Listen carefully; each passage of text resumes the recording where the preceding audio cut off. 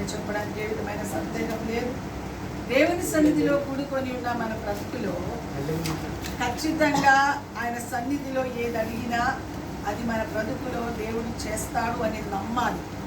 విశ్వాసం అనేది అసలు చాలా, ఆ విశ్వాసం ద్వారా అనేకమైన కార్యాలు, అలనాటి యొక్క భక్తులు విశ్వాసం ద్వారా అనేకమైన కార్యాలు పొందుకున్నట్లుగా చూస్తూ ఉన్నాం.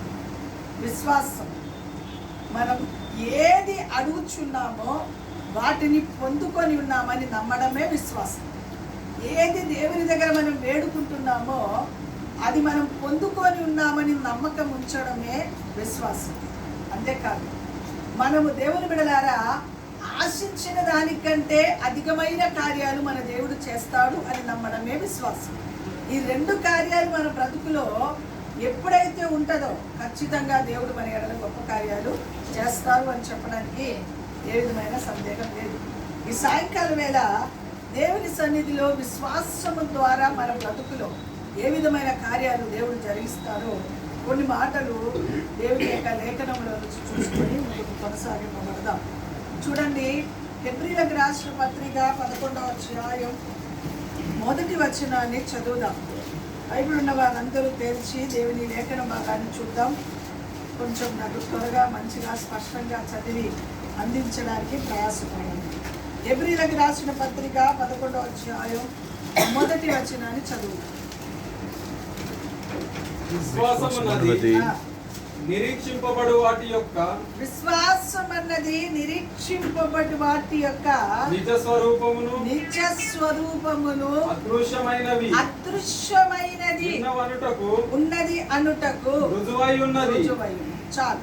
సర్వశక్తిమంతుడైన దేవా, పరిశుద్ధుడైన తండ్రి, నీ ఘనమైన ఉన్నతమైన పరిశుద్ధమైన నామాన్ని బట్టి నీకు స్తోత్రాలు, వందనాలు చెల్లిస్తున్నాను.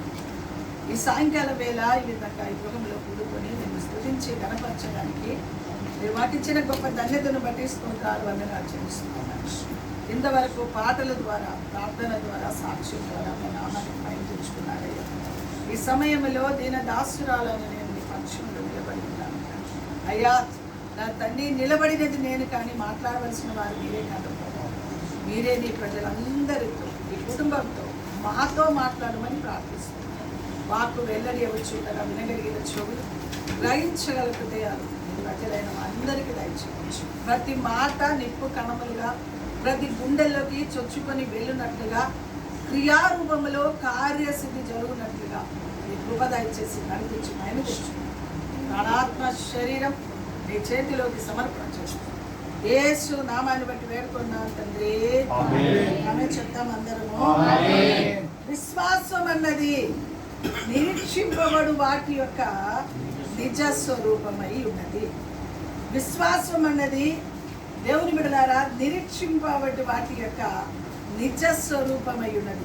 అదృశ్యమైనది ఉన్నది అనుటకు రుజువై ఉన్నది. మన కంటికి కనబడదు, కొన్ని కార్యాలు మన కంటికి కనబడదు, కానీ అది మనం పొందుకొని ఉన్నామని నమ్మడమే విశ్వాసం. సపోజ్ ఇల్లు అమ్మాలని అనుకుంటున్నాం, అమ్మేసాం, మేము కొనుక్కున్నాం అని నమ్మడమే విశ్వాసం.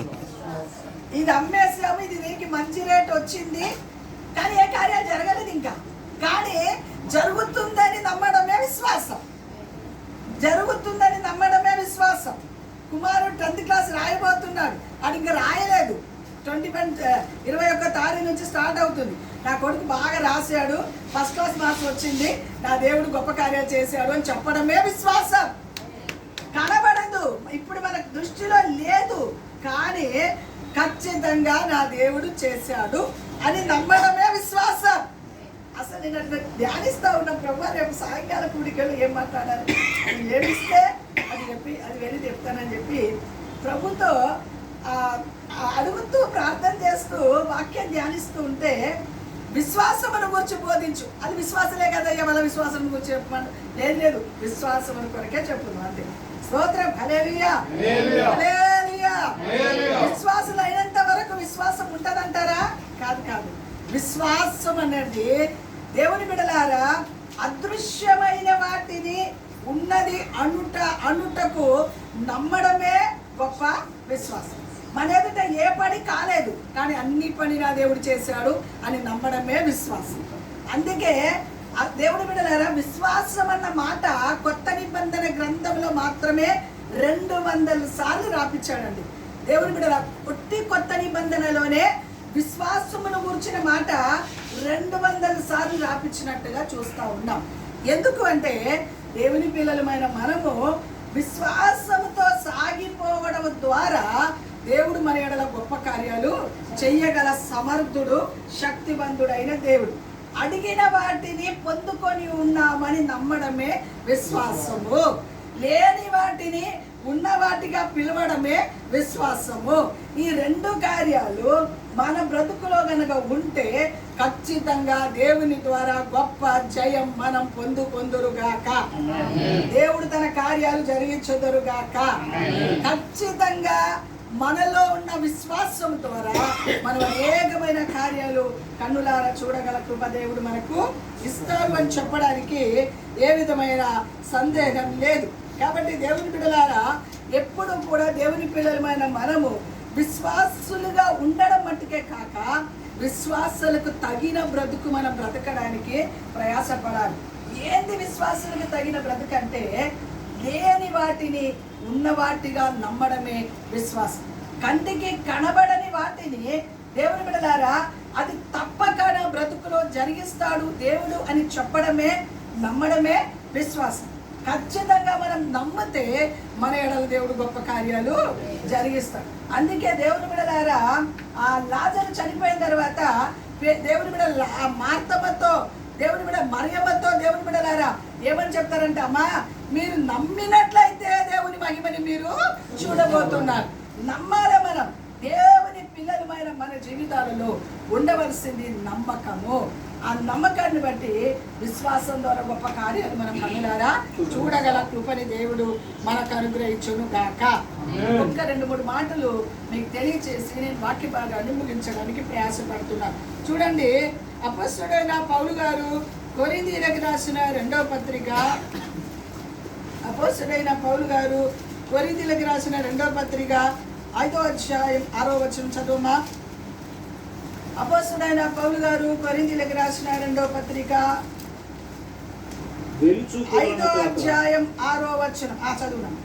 వెలిచూపు వలన కాక విశ్వాసం వలనే నడుచుకుంటున్నాము. వెన్నుచూపు వలన.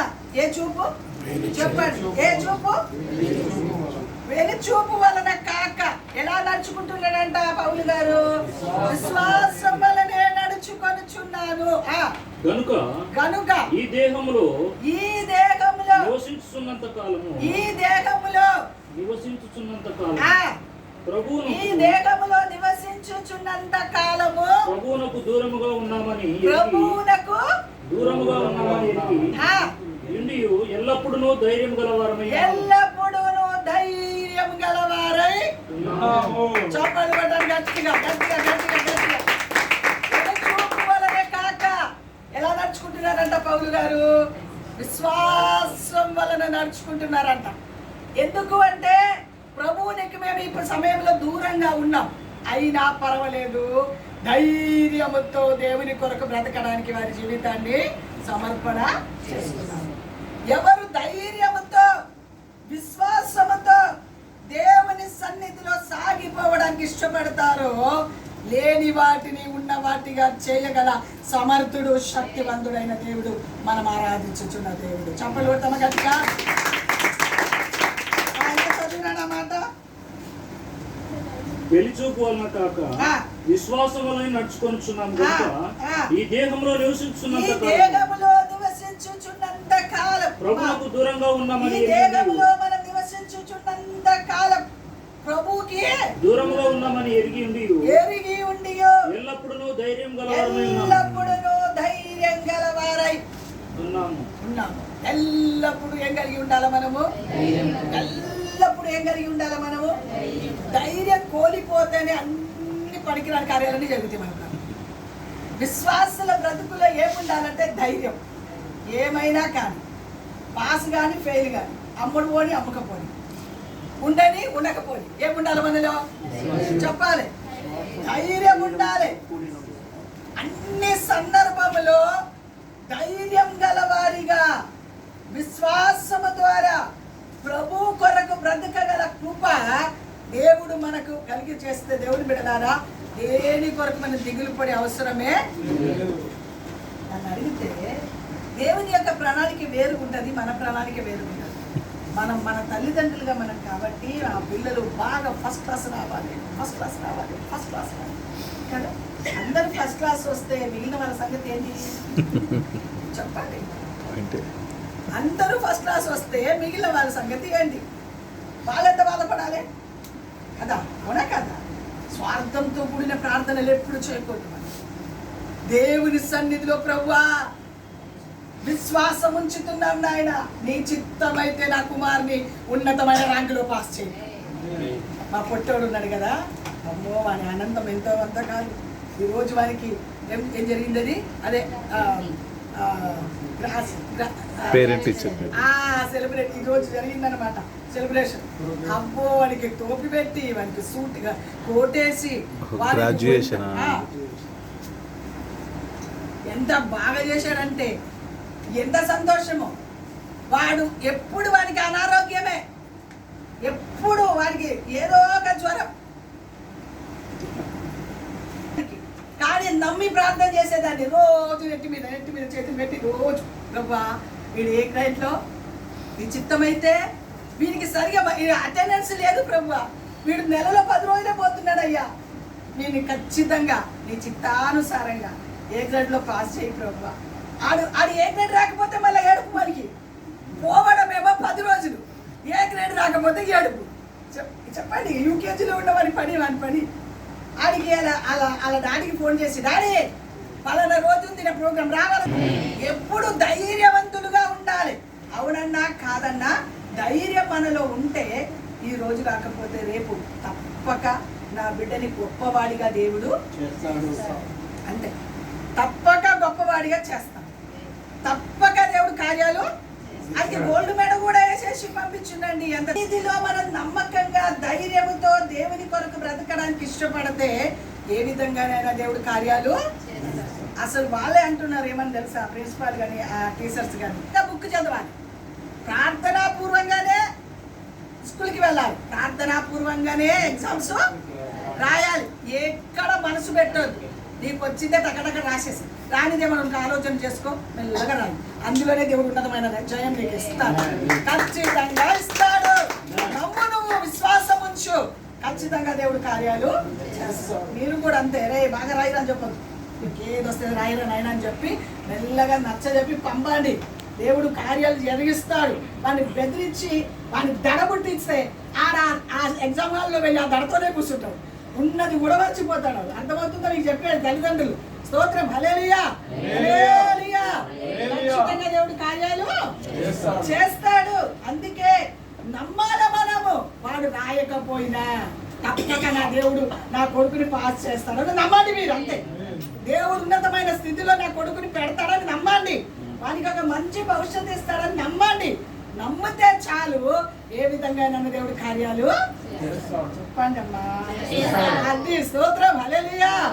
నమ్ముట నీ వల్ల అయితే నమ్మువానికి సమస్తమును సాధ్యమే.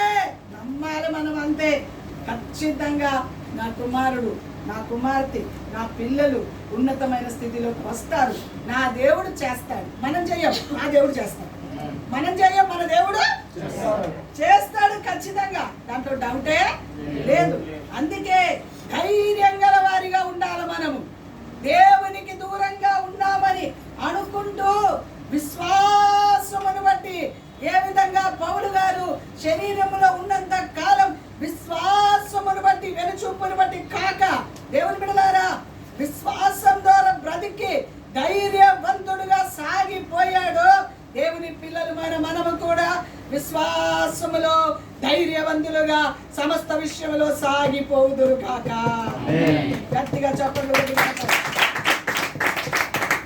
ధైర్యం మనకుంటే ఎవరు అపవాది అంటారు, ఏమనుకుంటున్నా ఏం కాదు, నువ్వే పెద్ద నమ్ముతున్నావు దేవుణ్ణి అని వాడు చెవులో వచ్చి గుయ్య గుయ్య గుయ్య అంటారు. ఏ సైతానప్ప ఖచ్చితంగా నా దేవుడు నా పక్షంలో కార్యాలు చెప్పాలి. నా దేవుడు నా పక్షంలో కార్యాలు చేస్తాడు అని నమ్మితే ఖచ్చితంగా గొప్ప కార్యాలు మన దేవుడు చేస్తాడు. దాంట్లో అనుమానపడే అవసరమే లేదు. అందుకే పౌలు గారు దేని ద్వారా బ్రతికాడంట? విశ్వాస మూలముగా. మనం దేని ద్వారా బ్రతకాలి?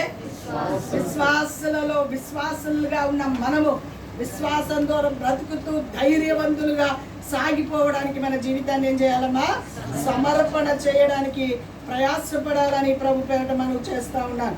4వ అధ్యాయం అదే అపొస్తలుడైన పౌలు గారు కొరింథీయులకు రాసిన పత్రిక 2వ పత్రిక 4:8 వచనం చదువమ్మా. 4వ అధ్యాయం 8వ వచనం. ఎటు పోయినను శ్రమ పడుచున్నను ఇరికింపబడు వారము కాము. అపాయములో నున్నను కేవలం ఉపాయము లేని వారము కాము. తరమబడుచున్నను దిక్కులేని వారము కాము. పడద్రోయబడినను నశించు వారము కాము. యేసు యొక్క జీవము మా శరీరమందు ప్రత్యక్షపరచబడుటకై యేసు యొక్క జీవం మా శరీరములో ప్రత్యక్షపరచుట కొరకై యేసు యొక్క మరణానుభవమును మా శరీరమందు ఎల్లప్పుడూ వహించుకొని పోవచ్చున్నాము. చేపలు కొడదాం గట్టిగా. ఉడికింపబడుచున్నాను, అపాయములో ఉన్నను, ఉపాయం లేని వారము. అపాయం వస్తుందండి, దేవుని పిల్లలైన మనకి అపాయాలు రాదా? వస్తుంది. కానీ ఉపాయంతో తప్పించుకోగల కృపని దేవుడు మనకు ఇస్తాడు. ఇరుకులో నుంచి విడుదల పొందగల కృప దేవుడు మనకు ఇస్తాడు. లోకంలో ఉన్న వారికి నిరీక్షణ లేదు. అర్థమవుతుందా మీకు? లోకంలో ఉన్న వారికి నిరీక్షణ, దేవుని పిల్లలైన మనకు గొప్ప నిరీక్షణ దేవుడు ఇచ్చాడు. దేవుడు మనకు ఇచ్చాడా?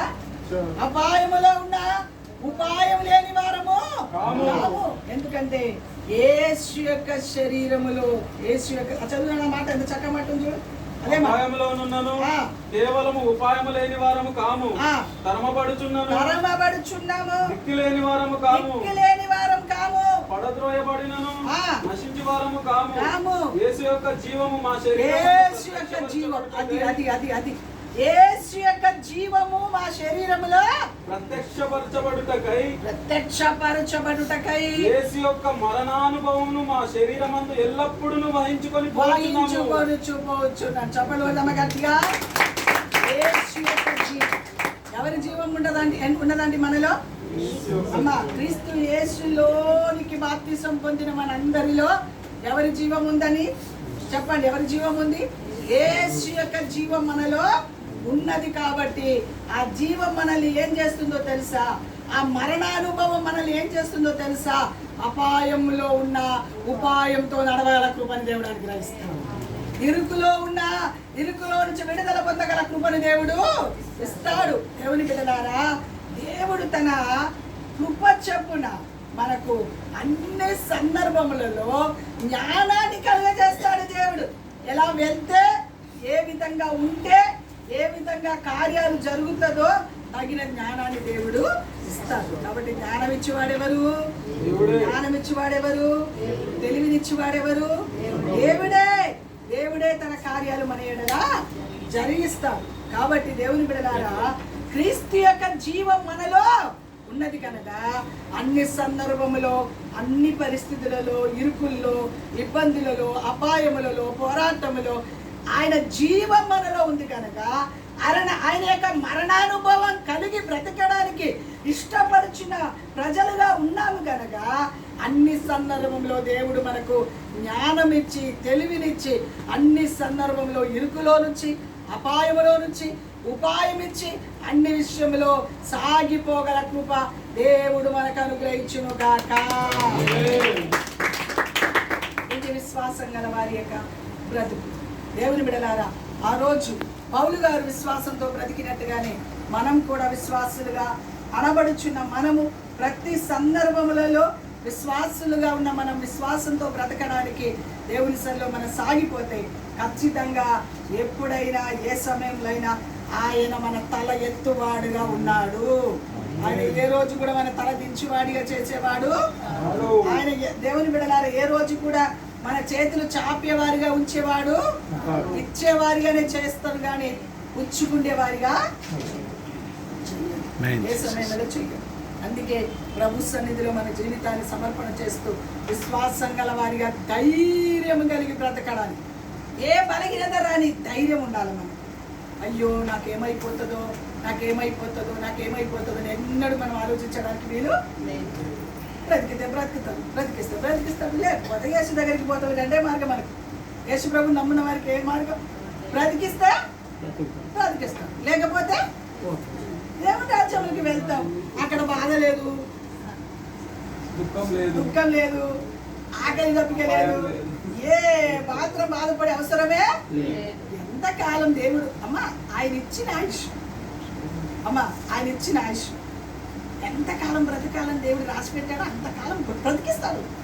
బలహీనతలు తిమోతి యవనస్తుడైన తిమోతి ఎప్పుడు పాపం కడుపు నొప్పితో కడుపులో ఉన్న అల్సర్తో బాధపడుతూ విశ్వాసంతో దేవుని కొరకు సాగిపోయాడు. పౌలు గారు దేవుని అంతెందుకు హెబ్రోన్ సంఘం స్థాపించిన దేవుని బిడ్డల భక్త సింగ్ పాస్టర్ గారు 10 సంవత్సరాల పడక మీద ఉన్నాడండి. 15 సంవత్సరాలు ఎక్కడున్నాడు?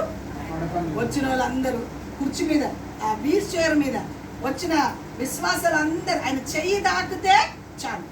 ఆయన చెయ్యి దాకితే పడక మీద ఉన్నా పర్వాలేదు, ఆయన చెయ్యి దాకితే చాలని చెప్పి వీల్ చైర్ మీద అలా తీసుకొచ్చి ఆ విశ్వాసుల మధ్యలో పెడితే అందరు నెట్టి మీద ఇలా పెట్టేస్తే ఆ నెట్టి మీద చేతులు పెడితే చాలనుకొని అలా వాళ్ళు నెట్టి మీద చేతులు పెట్టుకొని వెళ్ళిపోయేవాళ్ళు. అలా ఎన్ని సంవత్సరాలు? 10-15 సంవత్సరాలు దైవజనుడు భక్త సింగ్ గారు పడక మీద ఉన్నట్టుగా చూస్తారు. ఎందుకు వారు తప్పు చేశారని పడక మీద ఉన్నారా? వారు ప్రార్థనా పరులు గారా? వారు దేవుని కొరకు బ్రతికిన వారు కదా? వందలాది వేలాది సంఘాలు స్థాపించిన భక్తులు కారా? దేవుని బిడ్డలారా, ఎందుకు పడక మీద ఉండవలసిన పరిస్థితి వచ్చింది? ప్రభువుకి తెలుసు ఎవరిని ఎలా పెట్టాలో, ఎవరిని ఎక్కడ ఉంచాలో. ఆయన సెలవు లేనిది ఏది జరగదు, ఆయన చిత్తం లేనిది ఏది జరగదు. ఆయన చిత్తానుసారంగా దేవుని బిడ్డలారా, పౌలు గారు అన్ని బలగినదే పౌలు గారికి. అయినా ఏం చేస్తున్నాడు? నేను వెనుచూపు వలన కాక విశ్వాసం వలనే బ్రతుకుచున్నాను. ప్రభువుకి దూరంగా ఉన్నప్పటికీ నీ శరీరంలో నేను ధైర్యం గల వారిగా బ్రతుకుతున్నాను. ధైర్యం పిరికి వారిగా ఉండద్దు. పిరికి తరం నాకు ఇవ్వలేదు అని పాట ఉంది కదా. పిరికి తరం నాకు ఇవ్వలేదు అని పాట పాడతారు. ఏమన్నా గాలిలో టైర్లో గాలి పోయినట్టే పుస్సమని అయిపోతుంది, అంతే పుస్సమని అయిపోతుంది. ఎప్పుడు పిరికితరం మనలో ఉండడానికి వీలు. పిరికితరం గల ఆత్మ మనకి ఇవ్వలేదు. ఏ ఆత్మ ఇచ్చాడు? ధైర్యమును, ఇంద్రియ నిగ్రహం కలిగిన ఆత్మని నేను మీకు ఇచ్చాను అన్నాడు. ధైర్యంగా ఉండాలంతే. మన పిల్లలను ఏం చేయాలో ఆయనకి తెలుసు. మన ఆలోచన వేరు, దేవుని ఆలోచన వేరు కదా. ఈరోజు ఆ పిల్లలందరినీ అడిగితే మా వాడన్నాడంట, నేను పెద్ద డాక్టర్ అయి సర్జన్ అవుతానని చెప్పారంట. వాడు ఓడవుతాడంట. వాడు అందరిని అడిగితే ఒక్కొక్కడు అందరు డాక్టర్లు ఇంజనీర్లు అంటున్నారంట ప్రతి ఒక్కరు. వీడేమో ఈ మాట చెప్పాడంట. అరే ఎంత ఆయనకి ఎట్లా వచ్చిందా అసలు ఎవరైనా చెప్తారా చెప్పండి? వాడి తలంపులు అది, వాడి ఆలోచన అది ప్రభు చిత్తం అయితే జరిగిస్తాడు. మన ఆలోచన ఎన్నో ఉంటాయి కదా, ఎన్నో ఉంటాయి కానీ మన ఆలోచనలన్నీ దైవ చిత్తం అయితే జరుగుతుంది. అక్కడ పెట్టుకోవాలి మనం.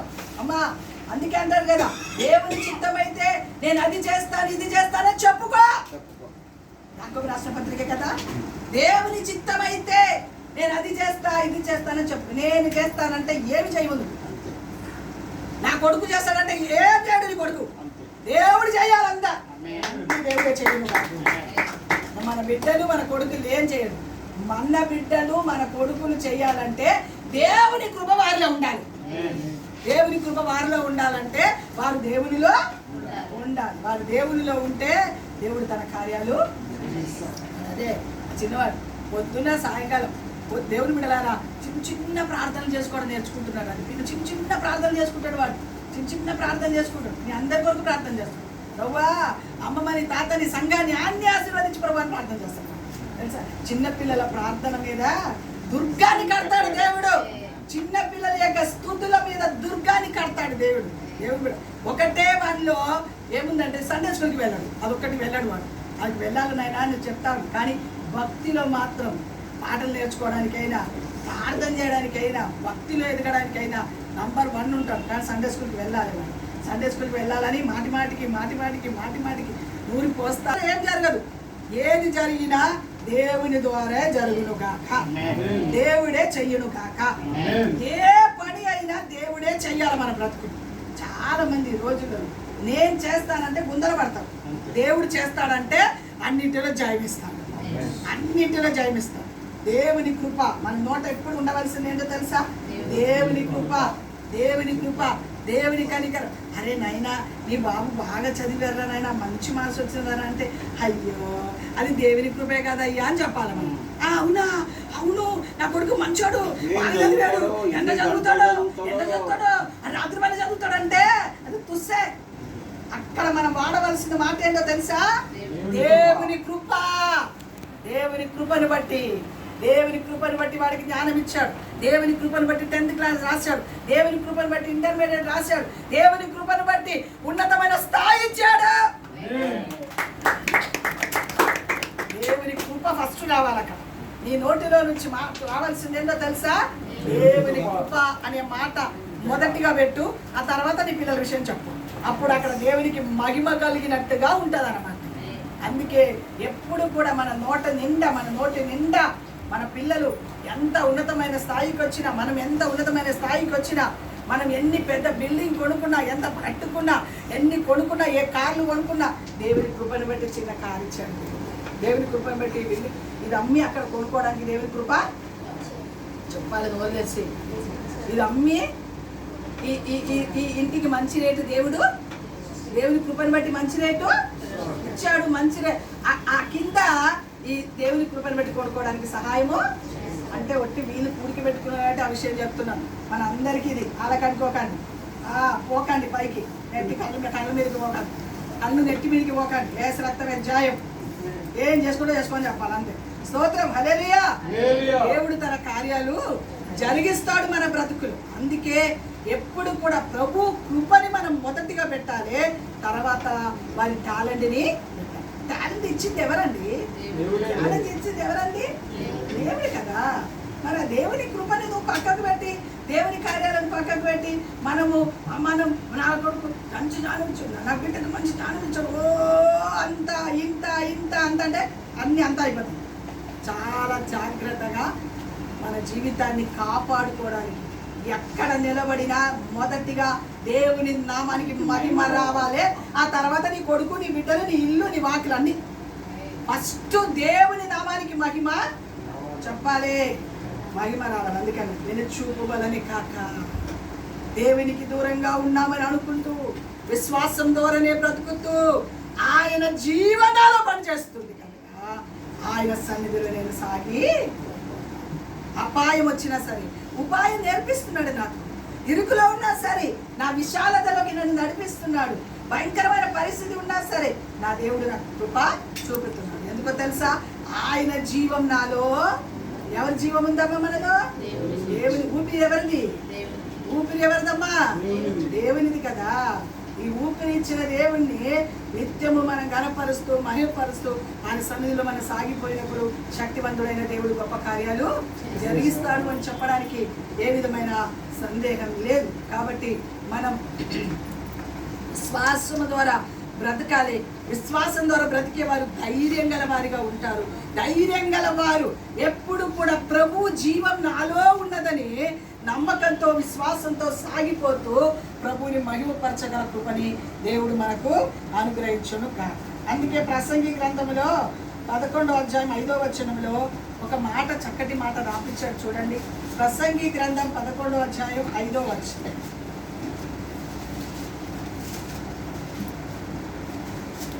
ప్రసంగి గ్రంథం 11:5. చూడాలి గర్భమందు ఎముకలు ఏ రీతిగా ఎదుగునది నీకు తెలియదు. తల్లి గర్భములో ఎముకలు అమ్మా, ఆ ముద్ద తల్లి గర్భంలో ఫస్ట్ తయారు అయ్యేది ఏంటండి? బ్లడ్ ముద్ద. ఆ ముద్దలో నుంచి ఏమేం తయారవుతుంది? ఎముకలు ఎదుగుతా ఉన్నది, ఎముకలు ఎదుగుతా ఉన్నది, నరాలు ఎదుగుతా ఉన్నది. దేవుని బిడ్డలారా, ఆ ఎముకలు నరాలు ఆ గర్భములో ఉన్న పసిబిడ్డకు ఎదిగింప చేయలేదు అనుకోండి, ఆ ముద్దగానే. అందుకే ప్రసంగి గ్రంథంలో జ్ఞాని అయిన సొలొమోను చెప్తున్న మాట ఏంటో తెలుసా? తల్లి గర్భములో ఎముకలు ఎలా ఎదిగినదో మీకు తెలుసా? చూడండి, చదువు. చూడాలి గర్భమందు ఎముకలు ఏ రీతిగా ఎదుగునదో నీకు తెలియదు. గాలియే త్రోవను వచ్చునో నీ వెరగవు. అలాగునే సమస్తమును జరిగించు దేవుని క్రియలను నీ వెరగవు. అది అమ్మా, గాలి ఎక్కడి నుంచి వస్తుందో మనకు తెలియదు. తల్లి గర్భంలో ఉన్న బ్లడ్ ముద్దలో నుంచి ఎముకలు, నరాలు, కండరాలు, మూలుగులు, ముక్కులు, కళ్ళు, దేవుని కూడా చెవులు అన్ని ఎలా సృష్టించిందో మనకు అర్థమవుతుందండి. దేవుని సృష్టి మనకి తెలుసా? అందుకే దావీదు అంటాడు, నా తల్లి గర్భంలో నన్ను సృష్టించిన సృష్టిని నేను ఆలోచించినప్పుడు నాకు ఆశ్చర్యమును భయమును కలుగుతుంది. చెప్పడానికి గట్టిగా, నా తల్లి గర్భంలో నన్ను పుట్టించిన ఆ సంగతులు నేను ఆలోచన చేసేటప్పుడు వాటి విషయమై నేను అనుకుంటే నాకేం కలుగుతుందని చెప్తాడు దావీదు? నాకు భయం కలుగుతుంది ఒకవైపు నుంచి ఆశ్చర్యం కలుగుతుంది. ఎందుకంటే ప్రసంగి గ్రంథకర్త జ్ఞాని అయిన సొలొమోను ఏమని చెప్తాడు? తల్లి గర్భంలో ఆ ముద్దగా ఉన్న ఆ బ్లడ్లో నుంచి దేవుని బిడ్డలారా, కాలు, చేతులు, రోజు నెలకు ఇప్పుడైతే స్కానింగ్ వచ్చిందని, పాత దినాలలో ఏమున్నాయండి? అది కుండోడుగా పుడతాడో తెలియదు, గుడ్డోడుగా పుడతాడో తెలియదు, కన్ను లేనివాడుగా పుడతాడో, చెవు లేని పుట్టాడో, ముక్కు లేనివాడు పుడతాడో తెలియదు. కానీ స్కానింగ్ లేని టైంలో కూడా అమ్మలు ఇక్కడ ఉన్నారు, తల్లి ఇక్కడ ఉన్నారు. అమ్మా, అంతమందిని, ఒక్కొక్కరు 10 మందిని, 9 మందిని, 7గురిని చక్కటి బంగారం లాంటి పిల్లల్ని కనేటోళ్ళు వాళ్ళు. ఎందుకు? దేవుడు వారి గర్భంలో అన్ని నరాలని, కండరాలని, దేవుని బిడ్డలారా ఎముకలని అన్ని సృష్టించి, ఏది బిడ్డకు కావలసిన సమస్తం సృష్టించి జీవం నుంచి బయటికి పంపుతున్నాడు. చెప్పడానికి గట్టిగా, అది మనకి తెలుసా అండి? అది మనకి తెలుసా? దేవుడు చేసే కార్యాలు మనకి తెలుసా? గాలి ఎక్కడి నుంచో మనకి ఎక్కడి నుంచి వస్తుంది, ఎక్కడి నుంచి పోతుంది మనకి తెలుసా? ఏ రూట్ నుంచి వస్తుంది, ఏ రోజు పోతుందో తెలుసా? అలాగే మన ఎడలు ఏం చేస్తాడు దేవుడు? చదవమ్మా. అది అలాగే మన ఎడల సమస్తమును, అలాగే మన ఎడల దేవుడు బిడ్డకు చదువులో, అలాగే మీ కుటుంబములో, అలాగే వచ్చిన మన అందరి ఎడల దేవుడు తన కార్యాలు జరిగించడు కాక, ఎరగని కార్యాలు జరిగించడు కాక, తెలియని కార్యాలు జరిగించడు కాక. అట్టి అనుభవములు నీవు నేను మనం చేయవలసింది ఒకటి, విశ్వాసం ఒకటే మనకు కావాల్సి, ధైర్యం ఒకటే మనకు కావాల్సి. ప్రభు జీవనాలో ఉందని నమ్మాలంటే, క్రీస్తు యొక్క సిలువని మనం భరిస్తున్నాము, మరణమును మనం భరిస్తున్నాం, సాగిపోతున్నామని నమ్మి మనం సాగిపోతే గాలి ఎక్కడి నుంచి వస్తుందో, ఎక్కడి నుంచి పోతుందో తెలియదు మనకు.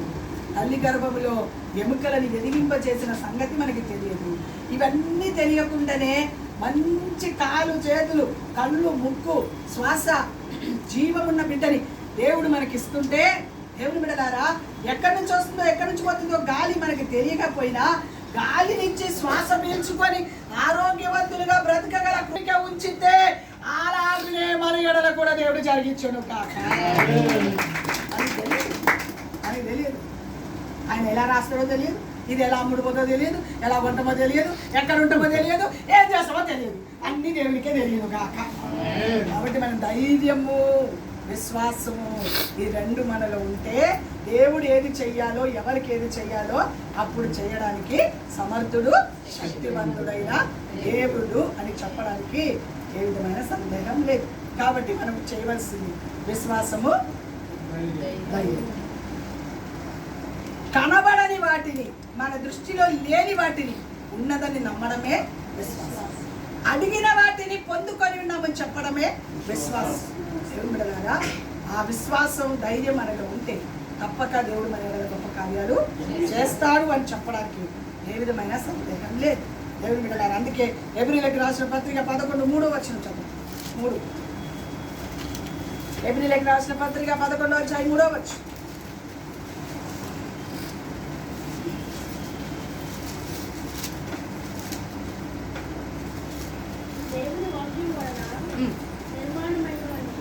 దేవుని వాక్యం వలన 3వ వచనం తల్లి 11:3 చదువు. బట్టి ఆ. దృశ్యమైనది కనబడెను. అది అందును బట్టి దృశ్యమైనది ఆ. కనబడే ఆ. పదార్థములచే ఆ. నిర్మింపబడలేదనియు ఆ. విశ్వాసము చేత విశ్వాసము చేత గ్రహించుకొనుచున్నాము. గ్రహించుకొనుచున్నాము. చెప్పనోడమ్మ గట్టిగా. విశ్వాసం చేత ఏం చేయాలి మనము? గ్రహించుకొనుచున్నాము. అదృశ్యమైన వాటి ఎలా తయారైందో పదార్థము వలన జరగలేదని ఏం చేయాలంటే మనము నమ్మాలి. విశ్వాసం వలన మనము గ్రహించే అనుభవం, గ్రహింపు కావాలి మనకు. దేవుని మీద ఆధారపడిన వారికి గ్రహింపు ఉంటుందండి.